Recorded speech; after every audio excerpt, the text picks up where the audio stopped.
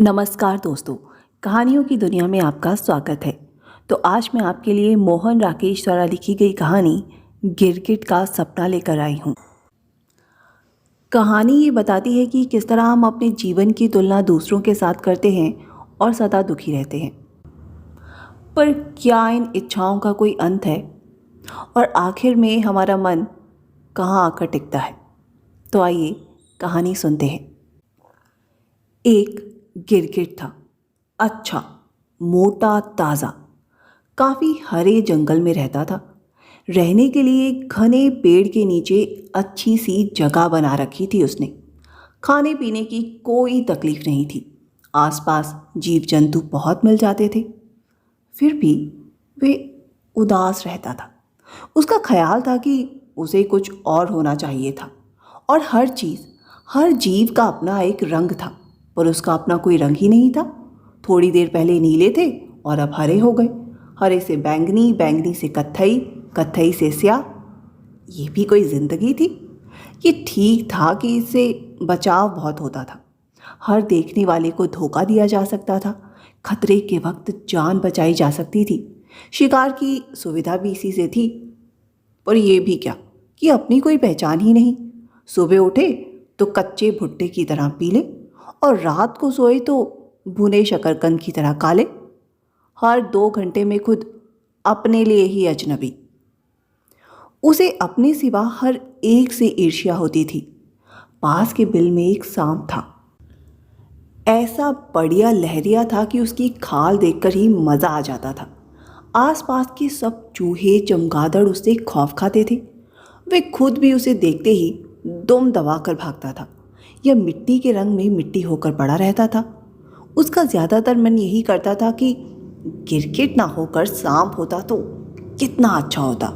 जब मन आया पेट के बल लेट गए, जब मन आया कुंडली मारी और फन उठाकर सीधे हो गए। एक रात जब वे सोया तो उसे ठीक से नींद नहीं आई। 2-4 कीड़े ज़्यादा निकल लेने से बदहज़मी हो गई थी।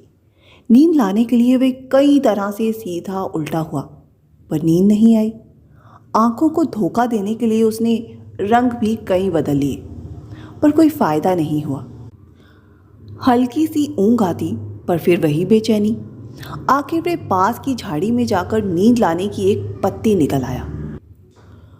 उस पत्ती की सिफारिश उसके एक गिरगिट दोस्त ने की थी। पत्ती खाने की देर थी कि उसका सिर भारी होने लगा।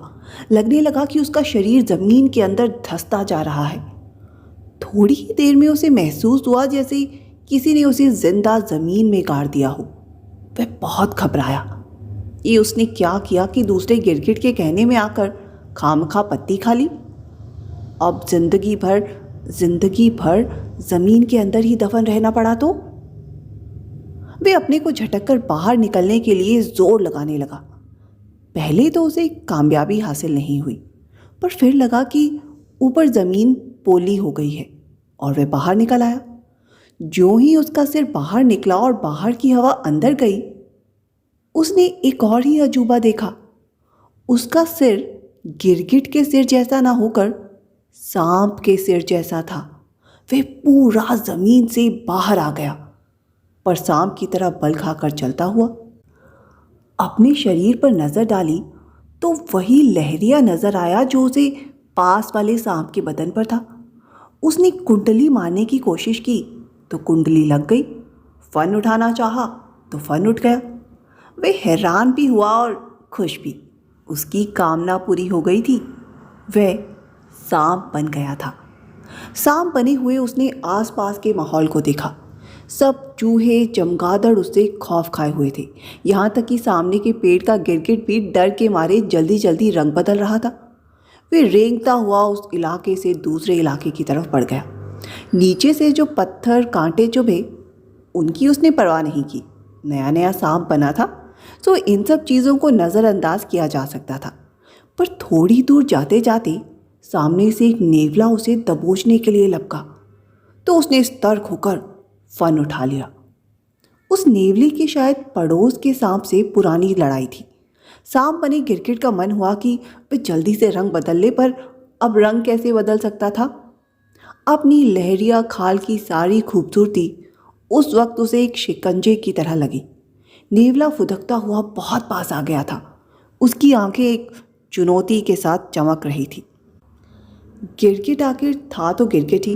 वे सामना करने की बजाय एक पेड़ के पीछे जा छिपा। उसकी आंखों में नेवले का रंग और आकार बसा था। कितना अच्छा होता अगर वे सांप न बनकर नेवला बन गया होता। तभी उसका सिर फिर भारी होने लगा। नींद की पत्ती अपना रंग दिखा रही थी। थोड़ी देर में उसने पाया कि जिस्म में हवा भर जाने से वे काफी फूल गया। ऊपर तो गर्दन निकल आई है और पीछे को झबरेली पूंछ। जब वे अपने को झटक कर आगे बढ़ा तो लहरिया सांप एक नेवले में बदल चुका था। उसने आसपास नजर दौड़ाना शुरू किया। अब कोई सांप नजर आए तो उसे लपक ले, पर सांप वहां कोई नहीं था। कोई सांप निकल कर आए इसके लिए उसने ऐसे ही उछलना कूदना शुरू किया। कभी झाड़ियों में जाता, कभी बाहर आता, कभी सिर से जमीन को खोदने की कोशिश करता। एक बार तो वो जोर से उछला तो पेड़ की टहनी पर टंग गया। टहनी का कांटा जिस्म में ऐसा गड़ा कि अब उछले ना बने, न नीचे जाते बने। आखिर जब बहुत परेशान हो गया तो मनाने लगा कि क्यों उसने नेवला बनना चाहा। इससे तो अच्छा था कि पेड़ की टहनी बन गया होता। ना रेंगने की जरूरत पड़ती, ना उछलने कूदने की। बस अपनी जगह उगे हैं और आराम से हवा में हिल रहे हैं। नींद का एक और झोंका आया और उसने पाया कि सचमुच अब वे नेवला नहीं रहा, पेड़ की टहनी बन गया है। उसका मन मस्ती से भर गया। नीचे की जमीन से अब कोई वास्ता नहीं था। वो जिंदगी भर ऊपर ही ऊपर झूलता रह सकता था। उसे ये भी लगा जैसे उसके अंदर से कुछ पत्तियां फूटने लगी हों। उसने सोचा कि अगर उसमें फूल भी निकलेगा तो उसका क्या रंग होता, और क्या वो अपनी मर्जी से फूल का रंग बदल सकेगा। पर अभी 2-3 कौवे उस पर आकर बैठ गए। एक ने उस पर बीट कर दी, दूसरे ने उसे चोंच से कुरेदना शुरू किया। उसे बहुत तकलीफ हुई। उसे फिर अपनी गलती के लिए पश्चाताप हुआ। अब वे टहनी की जगह कौवा बनना चाहता था। कितना अच्छा होता, जब चाहो जिस टहनी पर जा बैठो, जब चाहो हवा में उड़ान भरने लगो।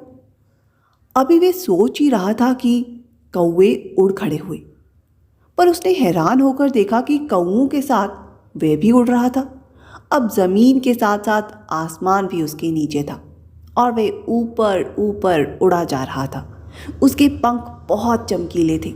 जब चाहो उन्हें झपकाने लगो, जब चाहे सीधे कर लो। उसने आसमान में कई चक्कर लगाए और खूब काएं काएं की, पर तभी नजर पड़ी नीचे खड़े कुछ लड़कों पर जो गुलेल हाथ में लिए उसे निशाना बना रहे थे। पास उड़ता हुआ एक कौवा निशाना बनकर नीचे गिर चुका था। उसने डर कर आंखें मूंद ली।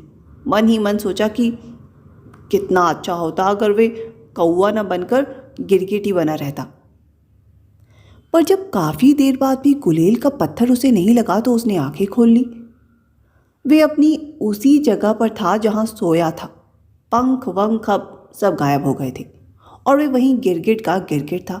वहीं चूहे चमगादड़ आसपास मंडरा रहे थे और सांप अपने बिल से बाहर आ रहा था। उसने जल्दी से रंग बदला और दौड़कर उस गिरगिट की तलाश में हो लिया जिसने उसे नींद की पत्ती खाने की सलाह दी थी। मन में शुक्र भी मनाया कि अच्छा है वे गिरगिट की जगह और कुछ नहीं हुआ, वरना कैसे उस गलत सलाह देने वाले गिरगिट को गिरगिटी भाषा में मजा चखा पाता।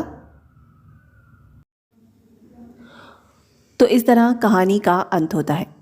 तो अंत में गिरगिट को अपना ही स्वरूप और अपना ही जीवन पसंद आया, क्योंकि अपनी लाइफ के एडवांटेजेस सिर्फ हमें ही पता होते हैं। हमें थोड़े समय के लिए चाहे दूसरे का जीवन, उसकी उपलब्धियाँ अच्छी लगें, लेकिन हमारे जीवन की छोटी छोटी उपलब्धियाँ, हमारे जीवन की जो छोटी मोटी कहानियाँ होती हैं वो हम किसी दूसरे के साथ नहीं बदलना चाहते।